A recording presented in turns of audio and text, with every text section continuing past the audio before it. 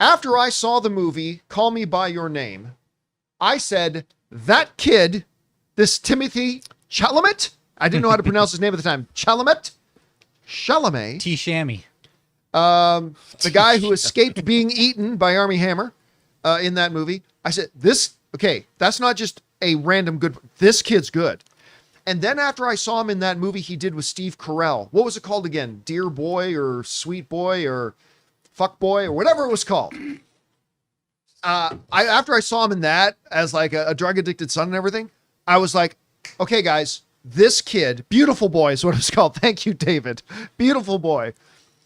I said, this kid is the only actor alive today who has the potential to be the next Daniel Day-Lewis. Not that he was the next Daniel Day-Lewis. I said, this is the only kid I think around right now who's got the potential to be the next Daniel Day-Lewis. And all he has done since that time is proved me right. He's still ridiculously young, and it seems inconceivable, but every time he seems to get better and better. He just seems to get better with every performance he gives. And now he's got this new movie coming out called Marty Supreme. And that first trailer teaser drop, and I thought, that looks fun. Directed by the other Safdie brother. Directed by the Safdie's got 2 movies out right now. We got Smashing Machine by the one Safdie brother, and now we got Marty Supreme. Well, last night, they did a surprise screening, a totally shock surprise screening of Marty Supreme at the New York Film Festival. And apparently, I talked to one person who was there. They're saying this thing might now be the front runner to be the best picture of the year. And apparently, he literally finished editing the film. Safdie finished editing the film at 2 a.m. the night before the screening. And listen, so this comes to us from the good folks over at IndieWire. That's Rob's work schedule. I know, man. This is the folks over at IndieWire. And I'm going to read a bunch of this at length because I think this is really cool before we dive into it here. But their headline here is Marty Supreme brings down the house as surprise New York Film Festival screening, major exhilarating filmmaking, and Timothee Chalamet's best performance yet. It goes on to write the following. One of our biggest questions going into the 2025 fall movie season was how Josh and Benny Safdie would fare on their own as feature directors after creatively splitting up.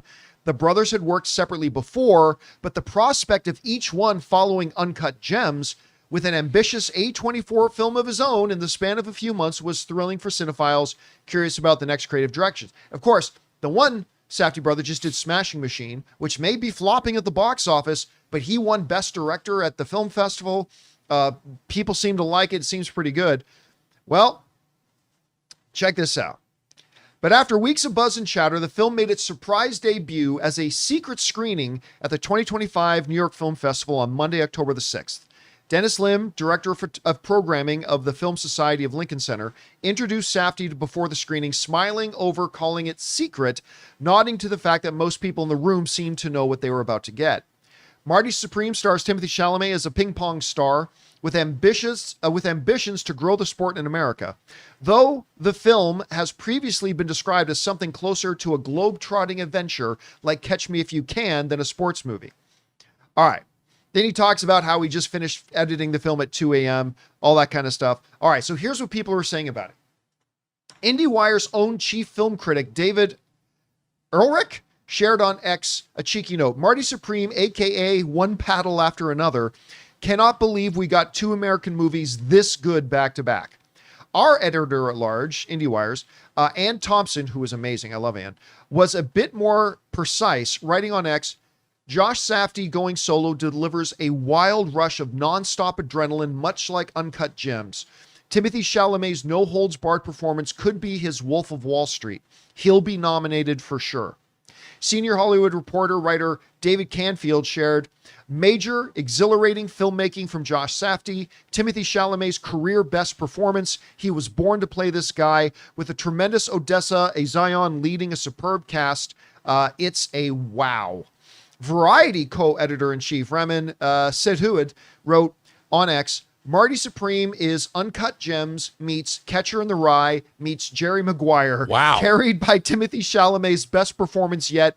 I loved it so much. Inverse's senior entertainment editor wrote, to call this a sports movie isn't enough. This is a manic madcap odyssey that is as exhilarating as it's exhausting. Timothy's star power is so bright and undeniable that it's basically a supernova.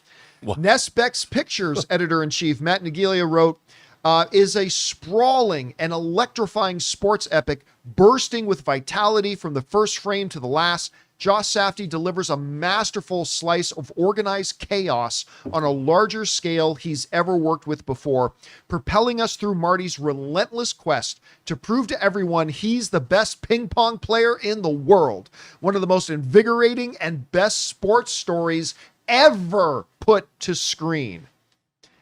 I mean, these, by the way, none of these are some of your traditional, quote farm, Gus's gas station movie reviews .fart things. This is IndieWire. This is Variety. This is Inverse. This is Awards Watch. These are the people, and it just caught this place by surprise. And again, I talked to one person who was there, and they just said they can't believe how good this movie is.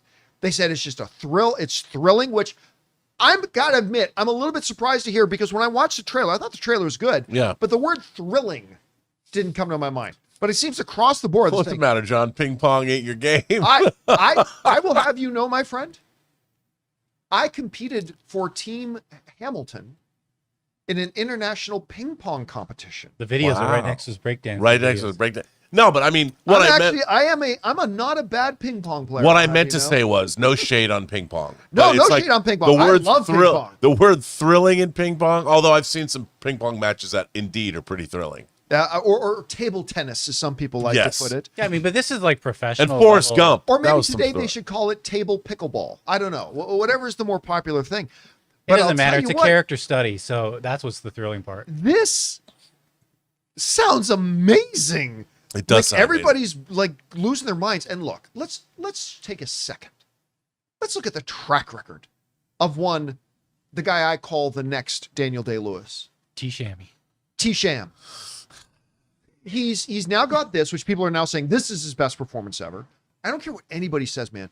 His performance in that Willy Wonka movie was outstanding. Oh, he was great. He was so good in that, suddenly becoming a song and dance man at the same time.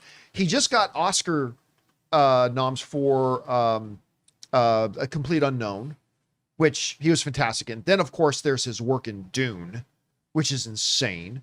And even the movie Let's not forget this. What's that? Let's not forget this gem. Oh my God. It's all about the yeet yeet. That is one of the, seriously, that moment on Saturday Night Live was one of the funny. It's all about the yeet yeet. What? The yeet yeet. Anyway, I didn't know he could do stuff like that. And I just totally lost my train of thought. Oh yeah. Then even the movie I really didn't like, that, the cannibal movie. Oh yeah. Bones and All, I think. Oh, right. Bones and All. Like, I wasn't a fan of the movie. But holy crap, his performance in it.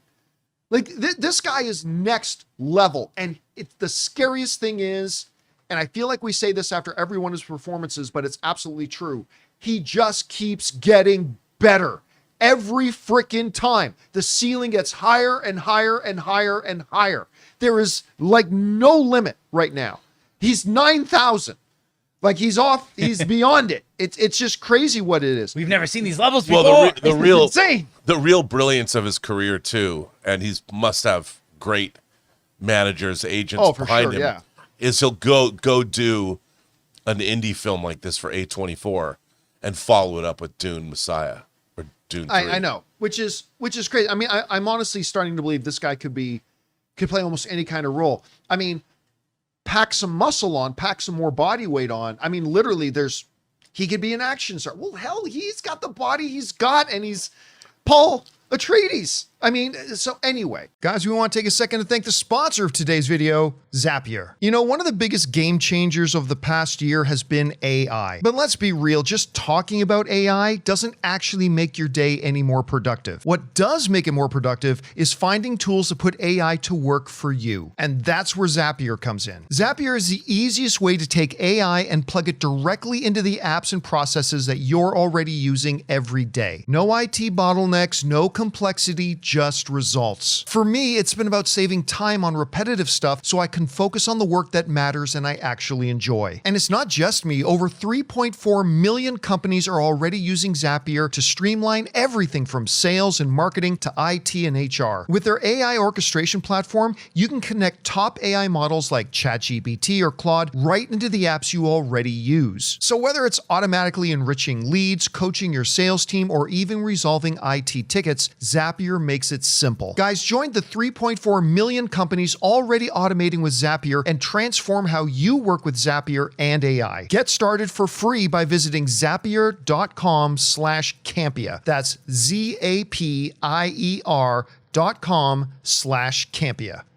Andy's hanging out with the Kardashians. Well, that's the one thing. Yeah. That's the one knock on him. That is the one knock on him. I don't know about that. It's a knock somewhere. Rob, you've seen... Anyway, you've seen now the reactions to this. You're reading the reviews coming out of it. Where has your anticipation level been for this movie? And where's it at right now after reading what we're reading? Well, to be honest, I mean, I thought Uncut Gems was a knockout from a directorial standpoint. That movie's, the performances. Didn't we talk about Kevin Durant yesterday? Oh, I love him. I mean, that film was great, but it's really interesting to me that the Safdie brothers, broke up, but they each made these sports movies about these characters, obviously different milieus.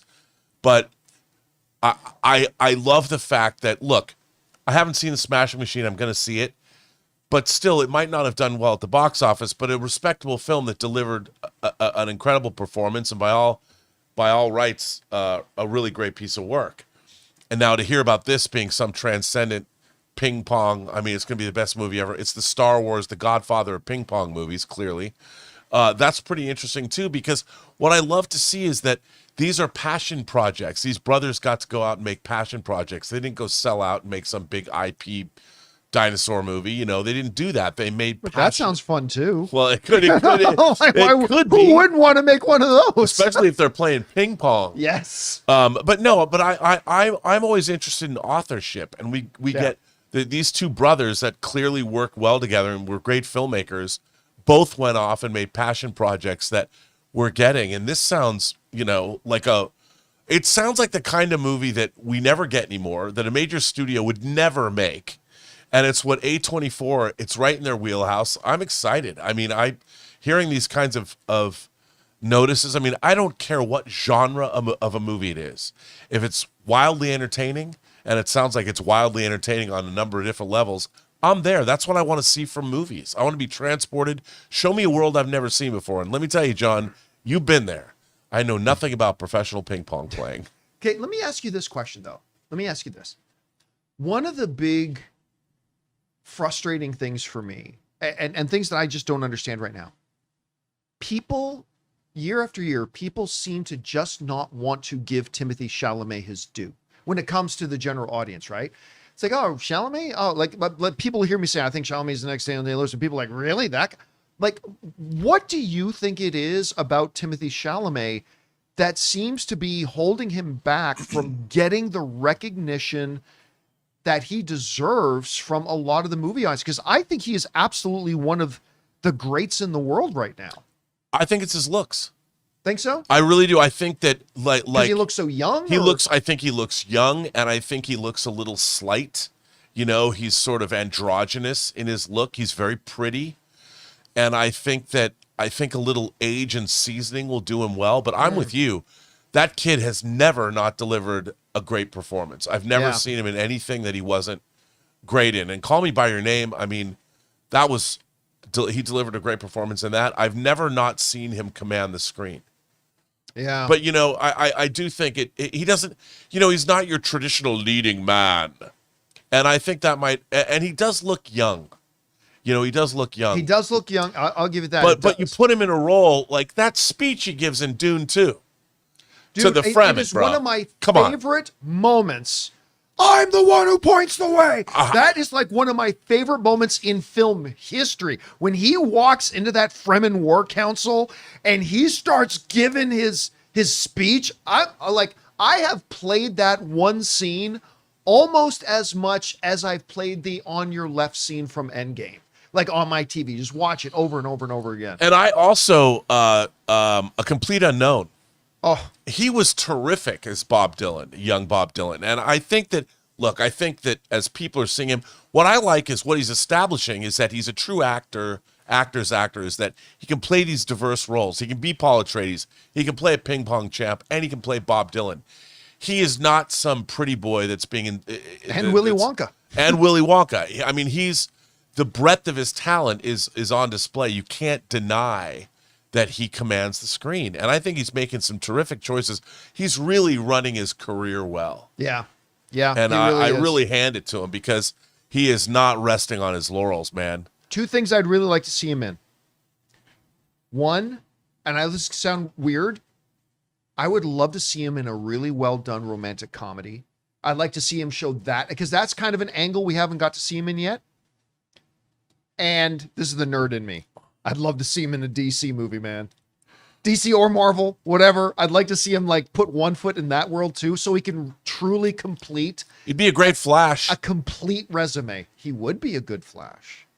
He'd be a very good Flash. And I could see him doing that because he would roll in, do a superhero role, and roll out and probably go win an Oscar for something crazy like Marty Supreme, but something else. All right, guys. Question is for you. What do you think about this? The first reactions from Marty Supreme are now out, and it's from a lot of the heavyweight outlets, IndieWire, Variety, Awards Watch, and they're saying this thing is crazy good. They're saying it's his best performance of his career. They're saying it's thrilling. They're saying it's amazing. Again, I talk to people saying this might be the best film of the year. This might replace One Battle After Another as front running for Best Picture of the Year. We'll see. Whatever you guys think about all this, jump down to the comments section below and let us know your thoughts. Hey guys, thanks so much for watching this video. Make sure you like the video, leave a comment, and subscribe to our channel. And don't forget, we have a daily podcast called the John Campea Show podcast, available on Apple Podcasts, Spotify, or your favorite podcasting app of choice. Go and subscribe to it today so it'll be there when you need it.